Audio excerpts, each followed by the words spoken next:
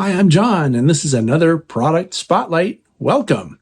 We're going to look at a model from Athearn. It's waiting on the workbench right now, so let's go over there and check it out.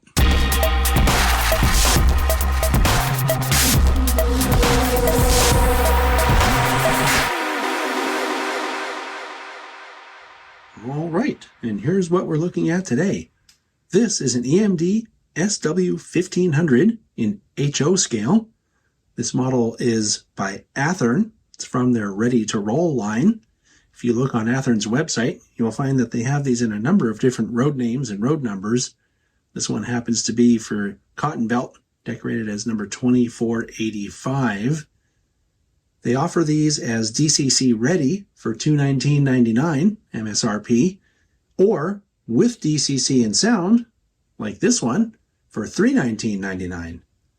Now, I mentioned that the prices I'm quoting you are MSRPs. That means if you look around, you can probably find this model for less.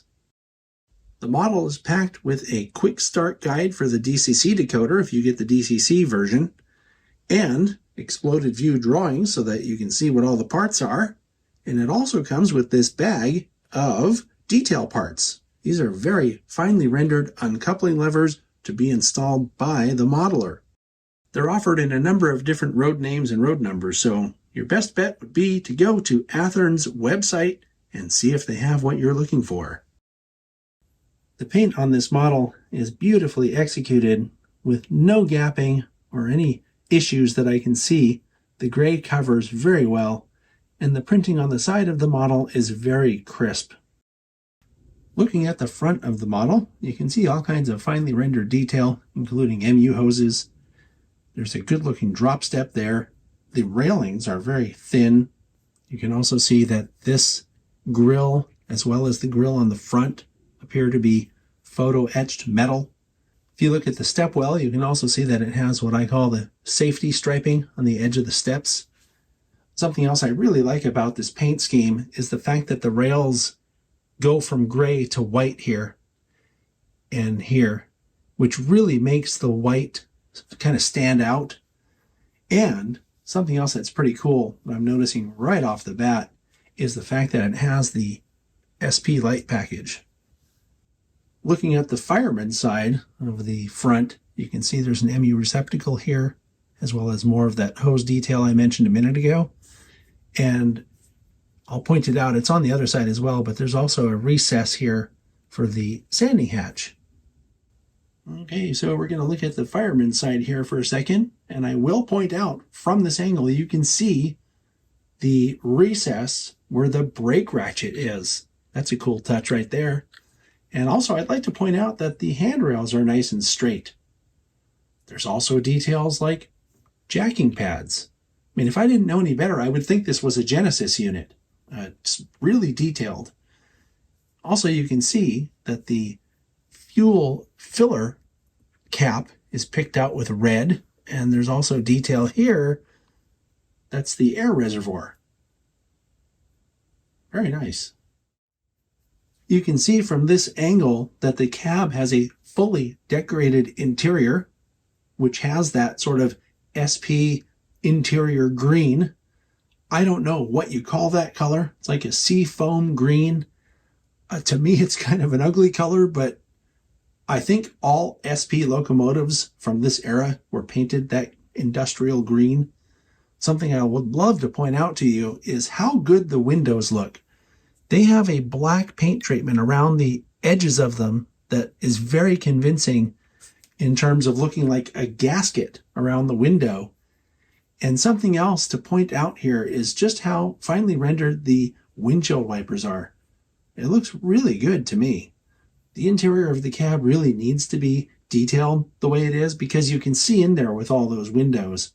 And something else worth mentioning or pointing out here is the fact that it also comes with the sunshades installed. And you know I like to leave something to talk about when I change angles, so I'll just point it out again, the fact that it does have the complex light package that you'd expect to see on a model like this. So I mentioned a second ago about the separately applied photo etched grille over this radiator area. I'd also point out the separately applied bell And of course, the stacks also look separately applied. The horn is a separately applied horn casting, which also looks really good.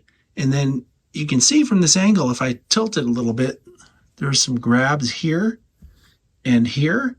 And then I didn't notice them when we were looking at the engineer's side, but there's also this series of grabs that go up the side of the engineer side for hood access. It looks really good.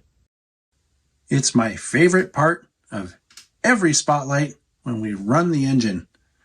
So I'm going to power on the track, which will initiate our startup sequence.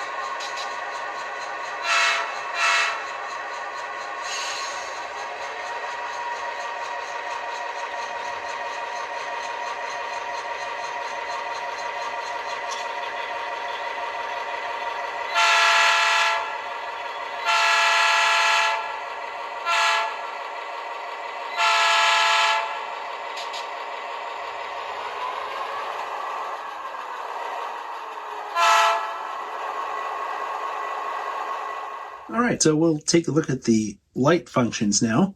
The headlight comes on with F0, and it's directional. So when I put it in forward and hit F0, there it is, the headlight. Sorry, the second beam just to the left of the one that you can see in full view is being obscured slightly by the emergency red light, which, by the way, doesn't seem to be functional. But the oscillating light is functional. It comes on with F6. And for your information, at least on my viewfinder, it looks like the light is flickering a little bit. These are LEDs, and that happens sometimes with digital cameras. It looks flickery on the camera, but it's not like that in person. So just so you know. And then also, I should mention that F7 dims the headlight. That's one of the rules. I don't remember which one it is now. I think it's rule 19 or 17 or something like that. For oncoming trains, whenever there's an oncoming train, you dim your headlight so you don't blind the engineer. Let's take a look at the rear lights now. So like I said, it's directional. So when I reverse directions on the engine, the headlight comes on.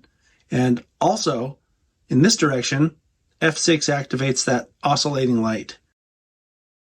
The DCC guide that came with the locomotive says that the emergency light comes on when you hit emergency stop on your DCC system. And that doesn't work with JMRI and Y throttle. Perhaps with an NCE controller or something like that, it'll come on with the emergency stop. I don't have any way to activate it. So you'll have to let me know if you have one of these and the emergency light works. Just put a comment in the comments below how you got it to work, and I think that will help people.